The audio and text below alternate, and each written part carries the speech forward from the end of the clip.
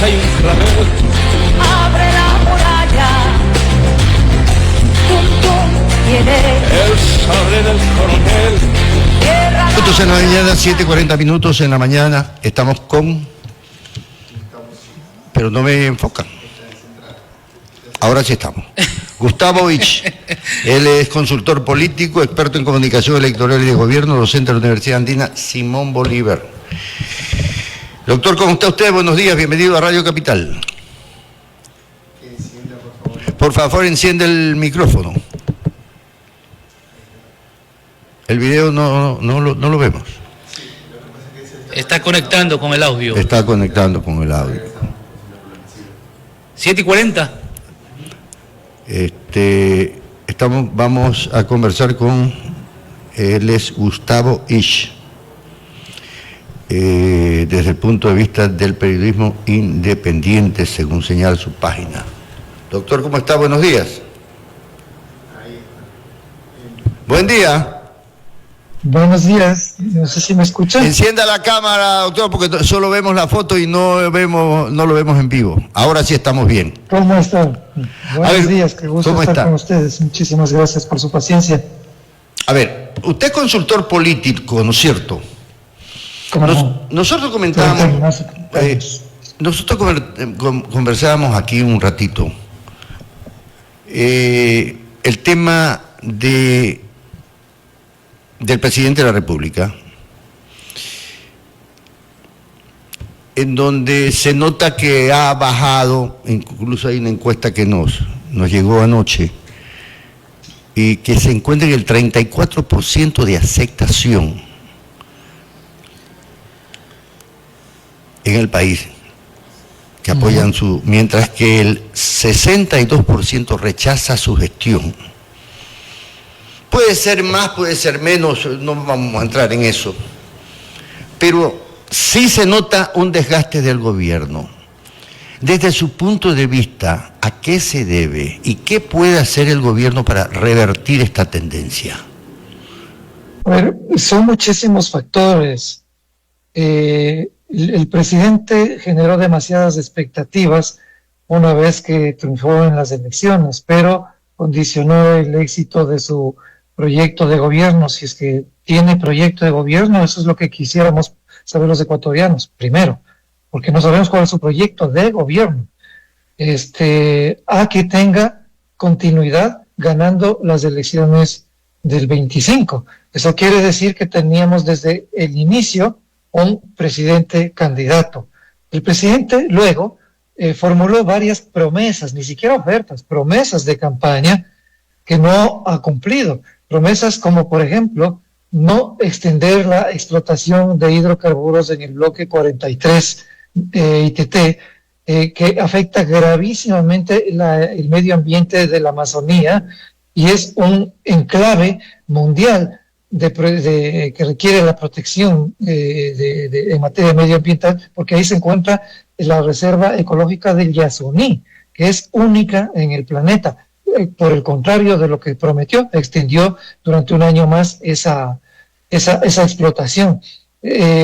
Prometió cuidar y precautelar a nuestro aparato productivo, y nosotros, los ecuatorianos, no sabemos si existe una estrategia de protección, de salvaguarda para nuestro aparato productivo, para nuestros agricultores, para nuestros emprendedores, nuestros industriales, nuestros comerciantes, luego de que hemos visto cómo en el gobierno anterior y en este mismo gobierno se han generado y se han buscado acuerdos de libre comercio, firmar tratados de libre comercio, bajo una lógica de un aperturismo absolutamente infantil y riesgoso para nuestro aparato productivo, porque este país, por la crisis económica y por las condiciones siempre desiguales de competencia y por la falta de apoyo de distintos gobiernos, no está pues en condiciones de competir de manera equitativa, y no digamos peor si es una competencia desleal, con potencias como China, como Corea,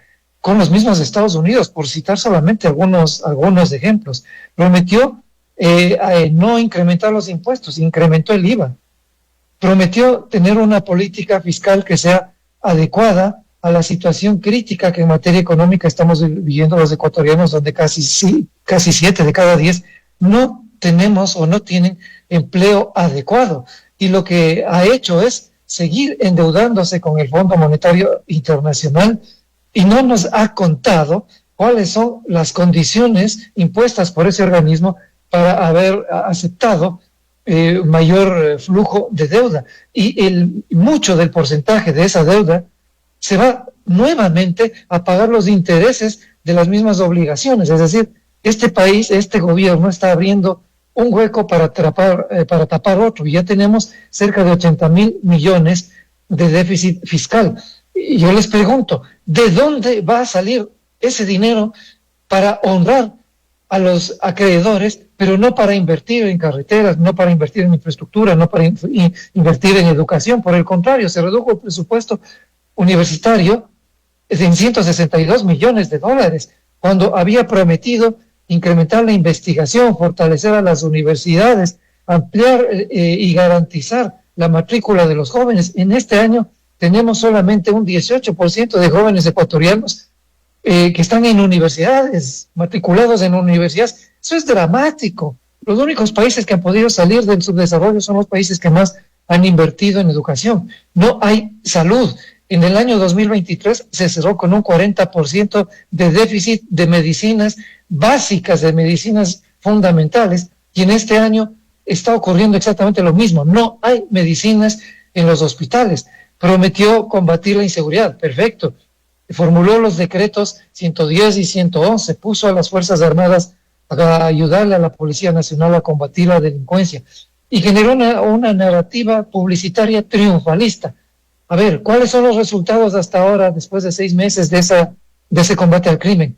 Pues tenemos que, los ecuatorianos nos hemos dado cuenta de que no ha sido lo que se nos prometió, porque evidentemente combatir al AMPA internacional, combatir al crimen organizado y a la delincuencia común en un país como el nuestro toma décadas, no toma meses. Pero no, el presidente no dialoga con los organismos, los movimientos sociales, con los partidos políticos, con la academia, ni siquiera con los periodistas, porque emitió un decreto en febrero en donde pone a disposición de los ministros, de los secretarios de Estado, el conversar o no conversar con la prensa, el responder a preguntas, el generar o no generar ruedas de prensa.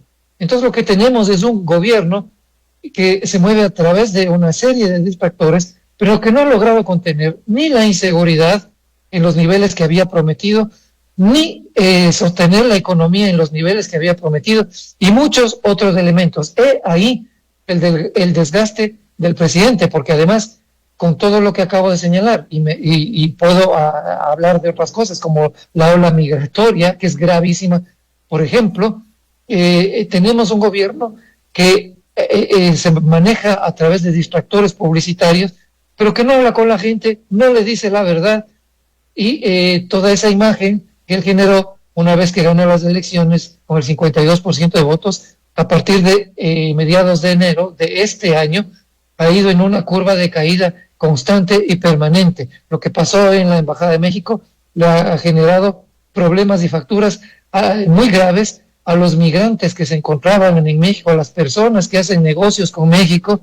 Le ha puesto a la imagen del país en un grave predicamento. Ni siquiera sabemos cuánto se esté pagando al bufete de abogados, si es que tenemos un bufete de abogados para defendernos en la Corte Internacional de Justicia de las denuncias hechas por México y las respuestas del gobierno nacional. Es decir, es un gobierno absoluta que improvisa en una serie de espacios que son claves, y nuevamente se presentaron los apagones. Es decir, no hay una posibilidad, creo yo, de que lo que esté ocurriendo se revierta. Me parece que la crisis es fundamental y que lo único que le sostiene y le ayuda al presidente es que no tiene oposición política fuerte, porque perdió ya incluso la alianza que tenía con la Asamblea Nacional y que generó un acuerdo de gobernabilidad con la Revolución Ciudadana y el Partido Social Cristiano. Ya esa luna de miel acabó, se ha transformado en una luna de hiel, y tiene una pieza clave fundamental en materia electoral de aquí a 5 o 7 meses, que es la figura de la vicepresidenta.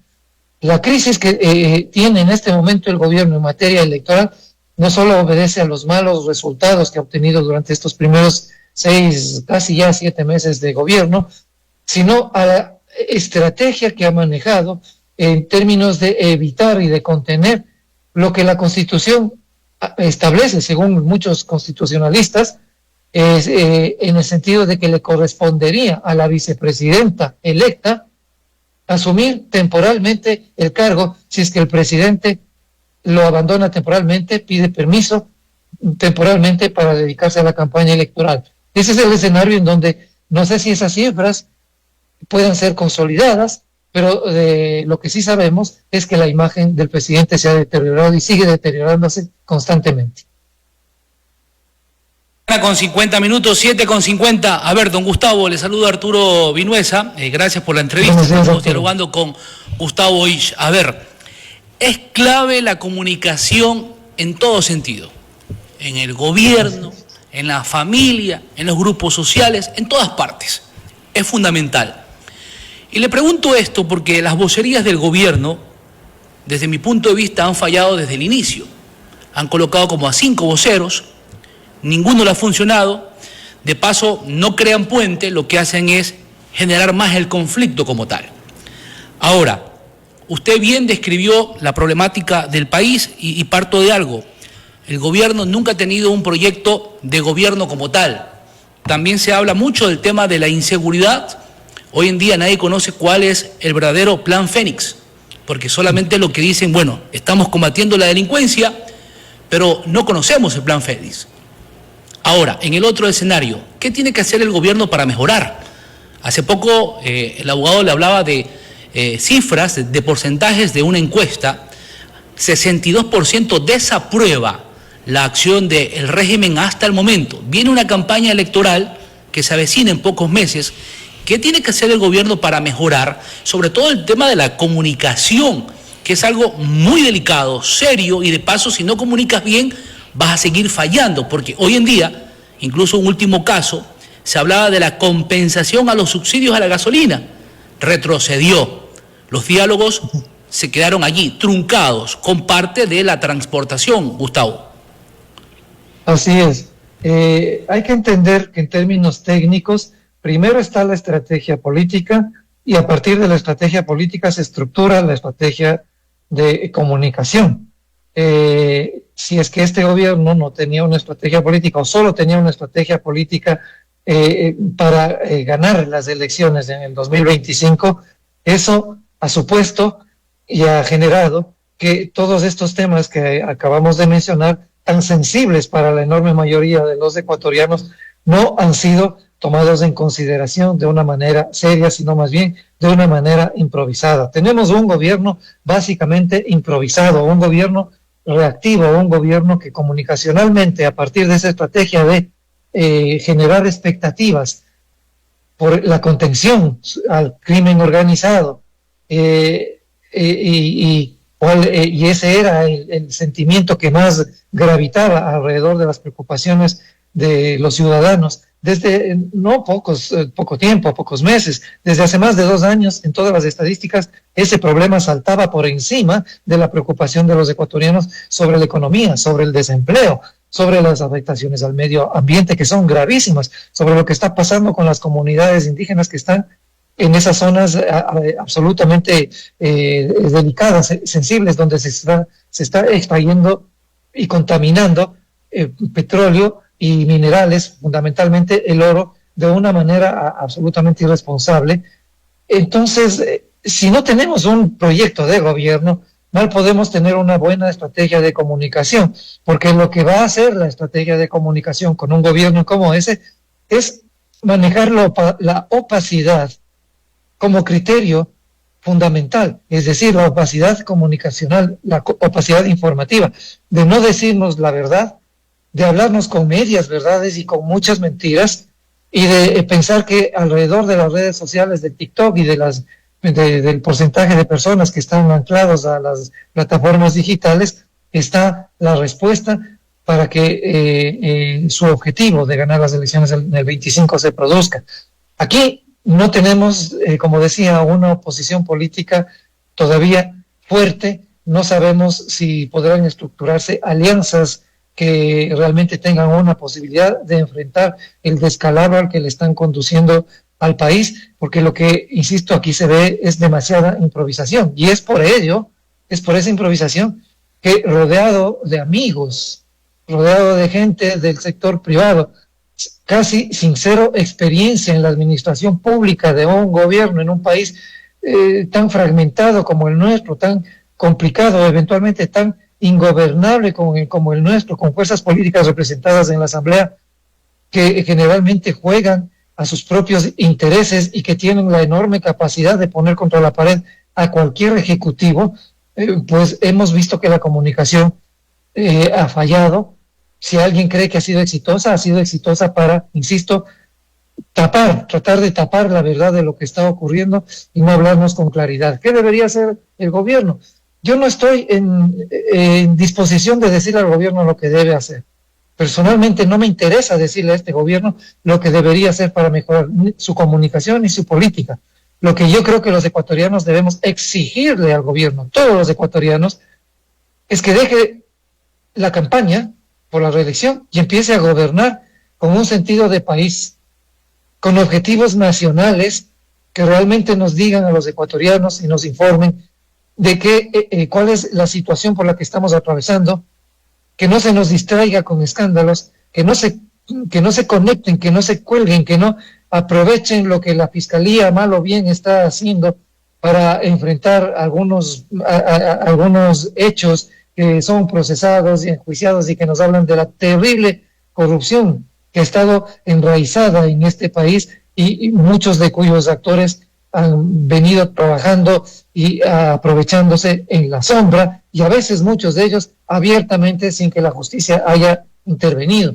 Aquí necesitamos un proyecto económico que salve al país, no a través de seguirnos endeudando para honrar la deuda con organismos internacionales y para que se beneficien de esto, de esta acción, de este enfoque de manejo económico, los tenedores de la deuda. Aquí necesitamos una estrategia clara para que proteja a nuestros industriales, a todo nuestro aparato productivo y a los emprendedores de los efectos que potencialmente podrían ser gravísimos de una competencia desleal con estos países que han firmado los convenios, los tratados de libre comercio, porque no estamos ni con la tecnología, ni con la economía, ni con la capacidad productiva instalada, ni con la infraestructura disponible para permitir que aquí ingresen como Pedro por su casa sin ningún tipo de aranceles, productos que van a contaminar más al medio ambiente y que van a generar una inequidad laboral sumamente grave.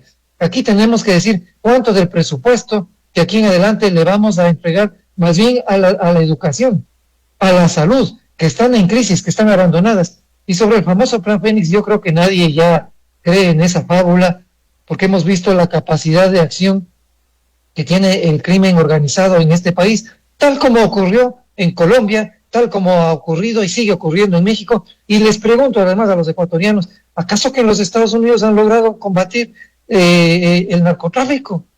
Si es el país donde más se consume la droga, debe existir una red gigantesca para generar el mercado que genera ese país en materia del consumo de sustancias estupefacientes. Entonces, ni esos países han podido contener el crimen organizado durante décadas. Peor el Ecuador. Entonces, que no nos vengan con cuentos. El famoso Plan Fénix es un mito tan grande como la palabra que le da origen. Entonces, aquí yo insisto, no me corresponde decirle al gobierno qué es lo que debe hacer para que tenga éxito y gane las elecciones. A mí lo que creo que nos corresponde a todos los ecuatorianos es hablar ya claramente, es exigirle al gobierno una rectificación sobre lo que ha venido haciendo de una manera tan despreocupada, poniendo a su entorno de amigos sin experiencia en el sector público a que nos gobiernen, y no han podido gobernarnos. Por eso es que no pueden comunicarnos. Miren lo que pasa en el Ministerio de Medio Ambiente. Es vergonzoso. Y es, además de vergonzoso, gravísimo. Pero se mantiene ahí a la persona que conduce una de las carteras de Estado más sensibles para el país. Miren lo que ha pasado en materia de generación eléctrica.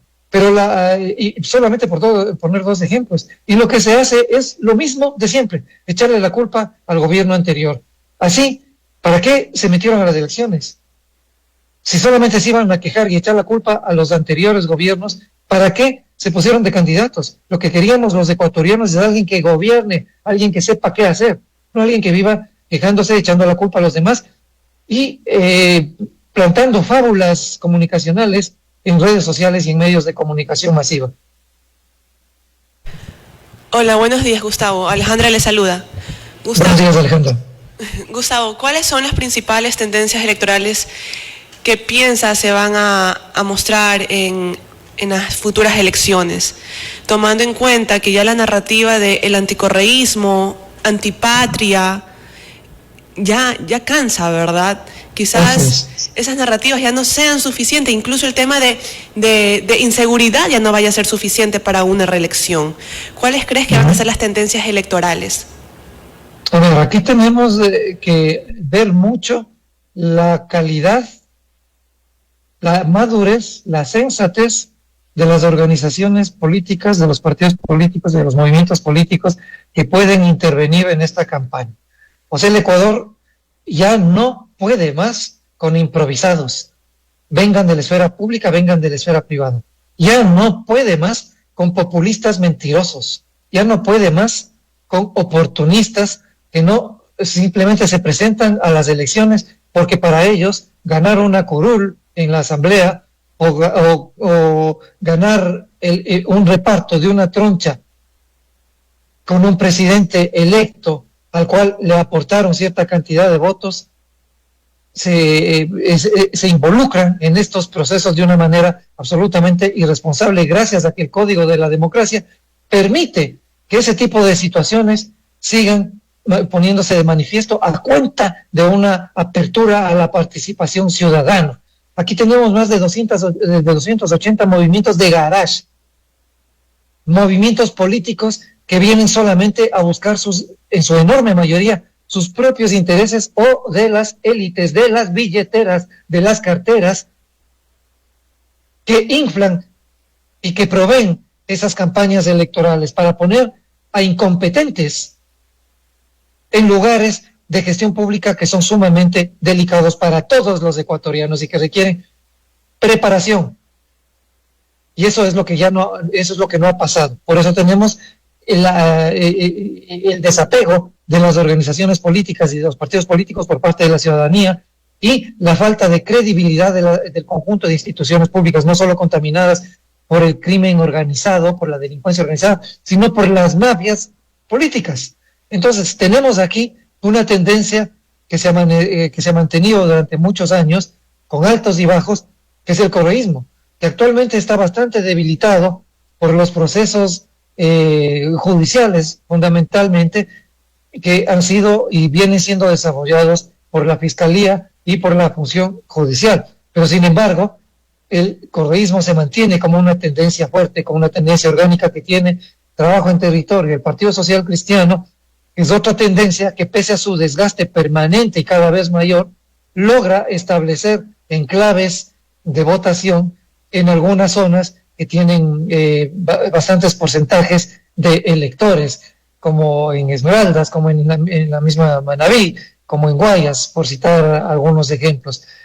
Estas organizaciones requieren ahora alianzas para poder generar alguna expectativa de pasar a segunda vuelta, sea liderando o sea en segundo lugar. Y no digamos las tendencias del centro hacia la izquierda.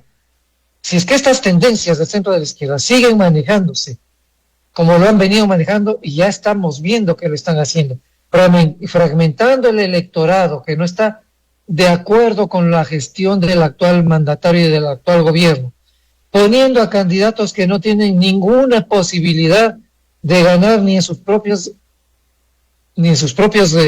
circunscripciones electorales, peor a nivel nacional, con un discurso gastado, con una ausencia de comunicación estratégica que entienda cómo en la actualidad se deben ejecutar campañas de comunicación electoral, cómo conectar con los nativos de las redes digitales. Tenemos dos generaciones de nuevos electores con nuevos perfiles de votación, con nuevos perfiles, con nuevas expectativas, con nuevas sensibilidades, a los cuales estas organizaciones no les pueden llegar porque no saben cómo y porque siguen paradas en sus 2 metros cuadrados, incapaces de generar candidaturas viables y propuestas viables, atractivas además para la mayoría de los electores. Los candidatos que hasta ahora han sonado desde la tendencia del centro hacia la izquierda, por fuera del correísmo, a mí me parece que son candidatos que no tienen ninguna opción de ganar. Y aquí quiero subrayar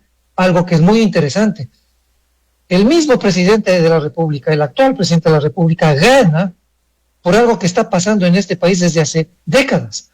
Los ciudadanos ecuatorianos estamos buscando romper esa hegemonía de esas jorgas, de esas argollas políticas que responden a los intereses de las élites económicas sobre los cuales están anclados. Por esas razones es que prácticamente desde fines de los 80 o en los 80 ya estamos viendo, incluso antes con la elección de Jaime Roldós, desde la vuelta a la democracia, estamos viendo una búsqueda incesante por parte de los ciudadanos ecuatorianos de nuevas figuras. Gustavo, disculpa que te interrumpa. Entonces, ¿sí? Lo que yo estoy entendiendo, Gustavo, disculpa que te interrumpa. Entonces, sí, lo que yo estoy entendiendo, ¿verdad?, es que el Ecuador está buscando un presidente outsider.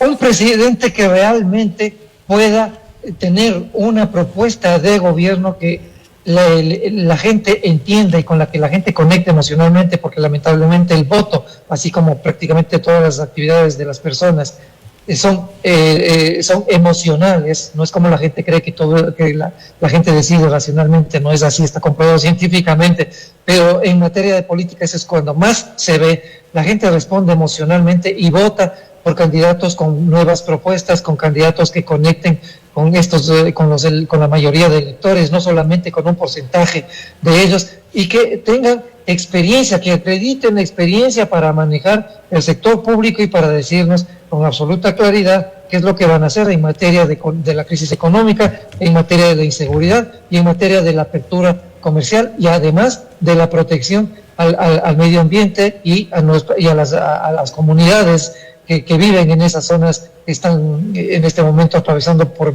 momentos absolutamente críticos. Pero generar empleo, generar inversión dentro y fuera del país, eso es lo que van a decir todos. Es decir, no va a ser una campaña monotemática como fue la campaña anterior, donde solo se habló básicamente de la inseguridad. Ahora nuevamente se van a hablar de muchos temas, pero la ciudadanía desde hace muchos años, Alejandra, está cansada de ver las mismas caras. Por eso es que vota por gente nueva, tomando un riesgo enorme, y luego esta gente nueva la defrauda.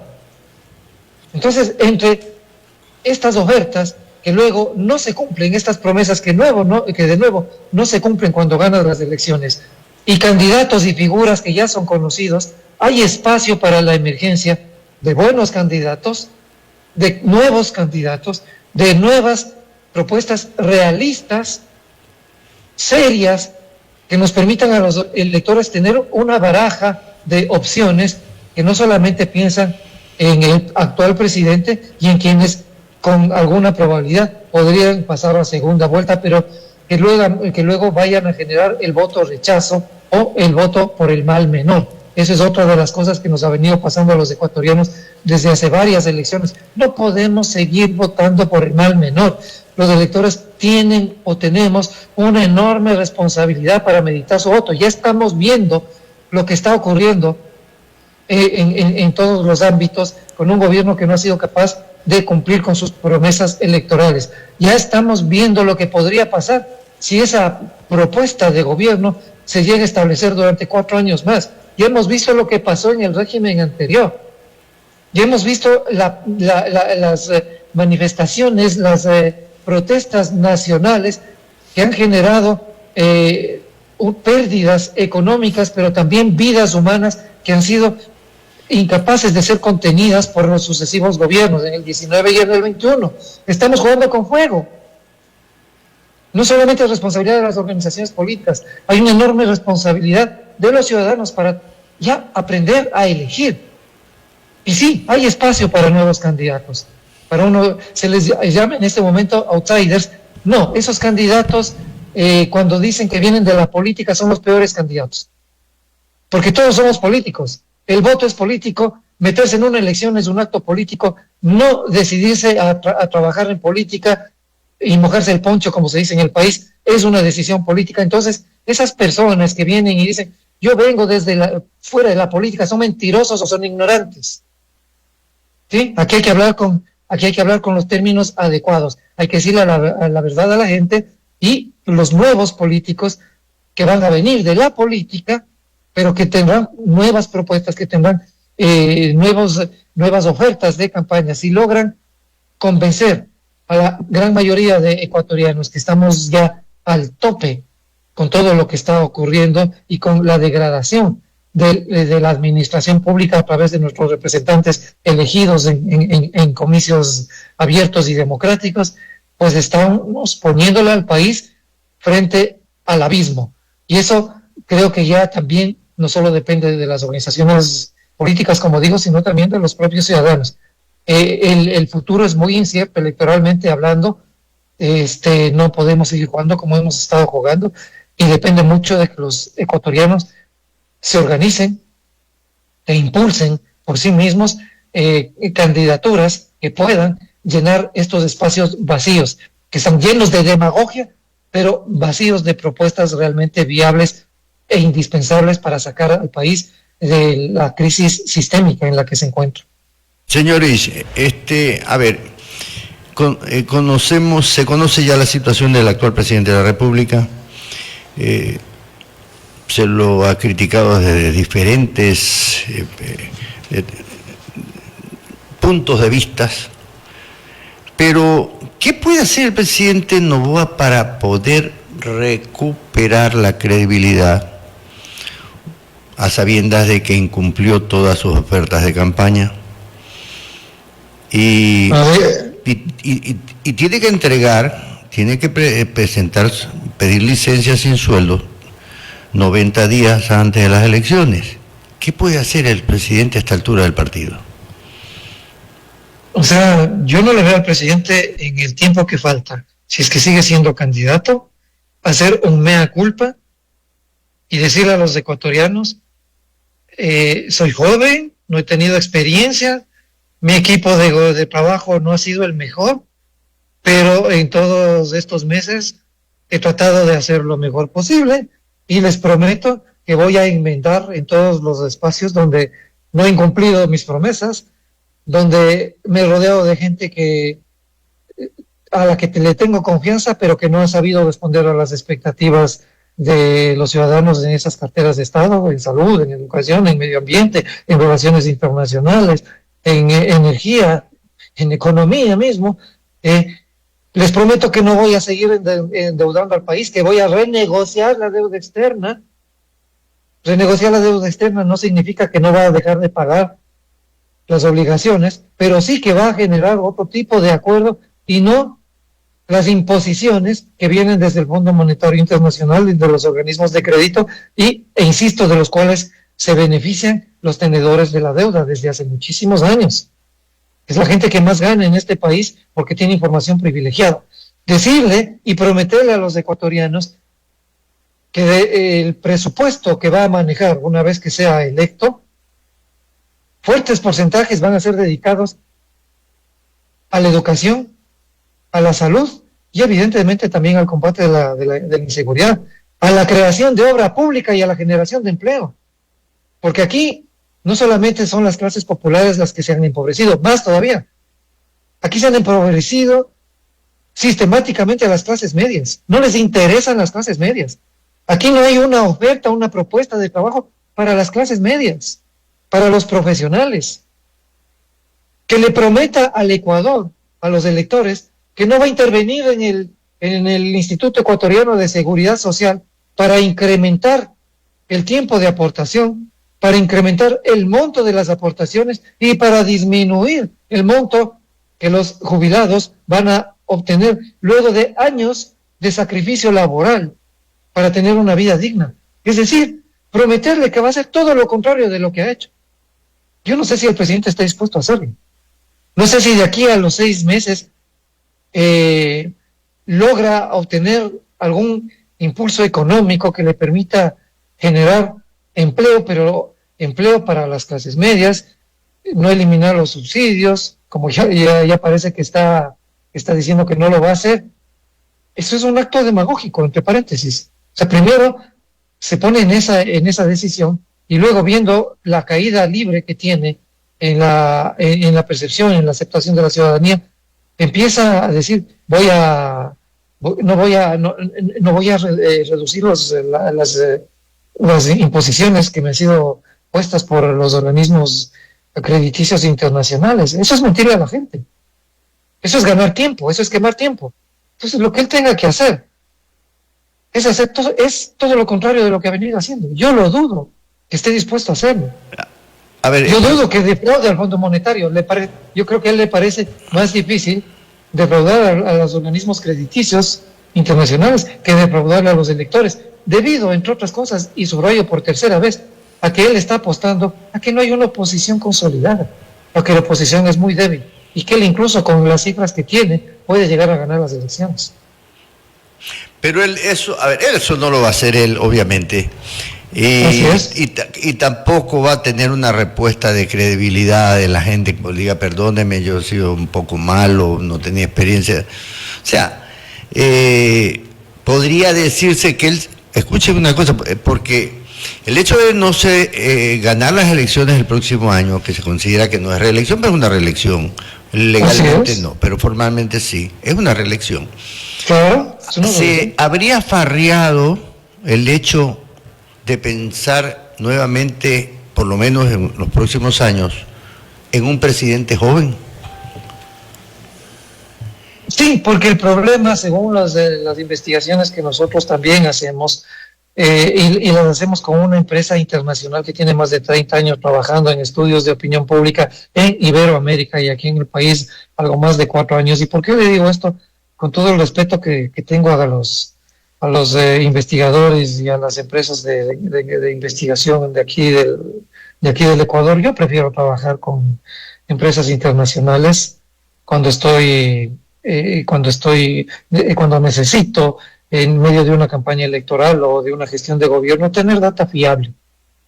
Sí, yo necesito, y yo creo que muchos consultores estamos apoyándonos ya desde hace algún tiempo en empresas que no divulguen cifras o data sesgada, porque eso le hace mucho daño al país, contamina los procesos electorales porque genera corrientes de opinión que no son las más adecuadas. Entonces, con esta investigación que le digo hemos venido manteniendo desde hace algún tiempo con esta empresa, y muchas otras empresas han hecho lo mismo, es que sabemos que el problema de la edad no es lo que impide que los electores voten por un ciudadano joven o por un ciudadano que sea mayor de 35 años. No es eso.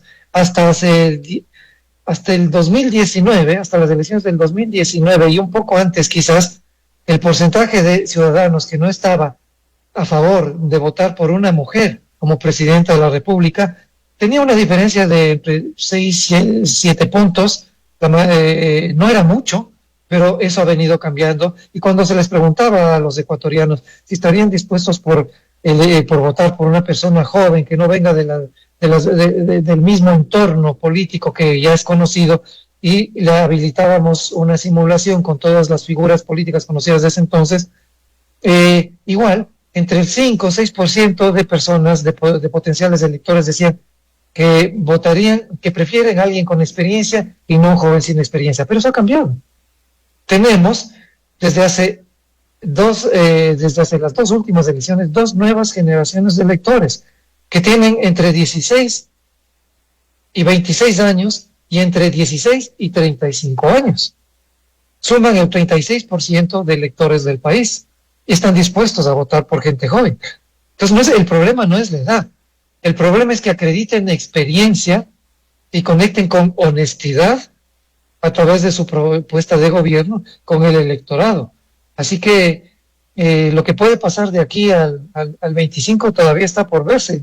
Lamentablemente le digo, en lo personal yo tengo muchas dudas por lo que estoy viendo hasta el momento, espero equivocarme, que desde el centro hacia la izquierda se genere una alianza que no sea la alianza entre los mismos, con las mismas posiciones dogmáticas y ya pasadas de moda de hace 30, 40 años, sino que venga una candidatura o candidaturas que puedan ampliar el espectro de opciones para beneficio de los electores y podamos elegir no entre el mal menor, sino entre candidatos que tengan realmente esa capacidad de gobernar un país que está prácticamente dirigiéndose ya al abismo del cual no va a poder salir, dada la magnitud de la crisis económica que se ha generado por la mala administración del sector público y por la ingobernabilidad política a partir de la falta de consensos,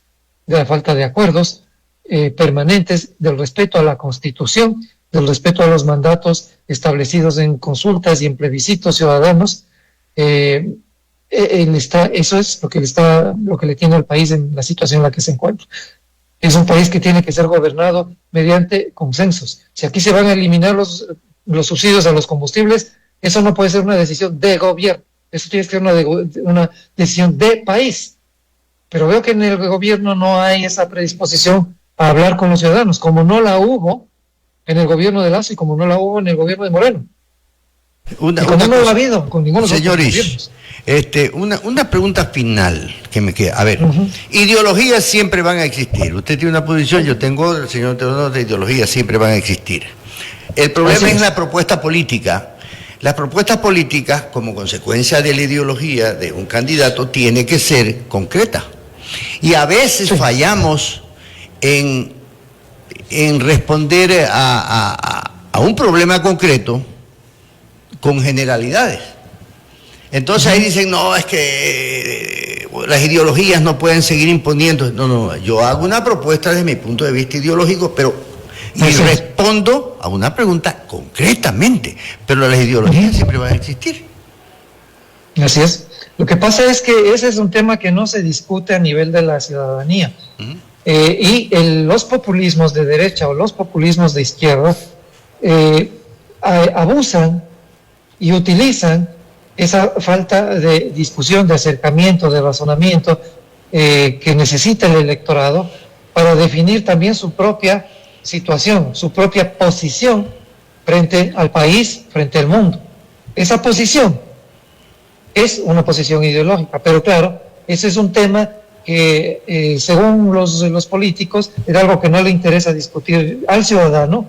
Las ideologías, según el populismo, han muerto. Eso es lo que se le vende a la ciudadanía en campaña. Y esas ofertas que, como usted bien señala, son generales, apuntan básicamente a responder a los electores sobre aquellos aspectos que más le preocupan. Por eso es que las propuestas, comunicacionalmente hablando, en campañas electorales, se vuelven mucho más sintéticas, mucho más sencillas para entendimiento de la gente y mucho más demagógicas eventualmente, porque muchos de los políticos saben que no van a poder cumplir esas promesas, esas ofertas de campaña, pero en la comunicación se maneja una publicidad y una propaganda en territorio que conecte emocionalmente con los electores. Acordémonos del mejor eslogan político que se ha utilizado en el país desde hace varias décadas, que fue el famoso pan, techo y empleo. Así de simples son las ofertas electorales, así de simples tendrían que ser, pero decirnos cómo van a generar, cómo nos van a alimentar a los ecuatorianos, cómo van a generar empleo para que los ecuatorianos, cómo van a generar fuentes de empleo, trabajo, y cómo le van a dar vivienda a los ecuatorianos. Eso pasaba hace décadas. Ahora se nos dice cualquier cosa, se nos ha dicho que se va a combatir y a sojuzgar a la delincuencia organizada, y eso no se ha podido hacer, no se va a poder hacer durante muchos años. Gracias, don Gustavo Isch. Muchísimas gracias por haber conversado con nosotros en esta mañana. Volveremos a conversar en los próximos días, próximas semanas, porque se va a poner muy caliente el país con este proceso electoral. Gracias. Gracias por la invitación. Bien, me parece...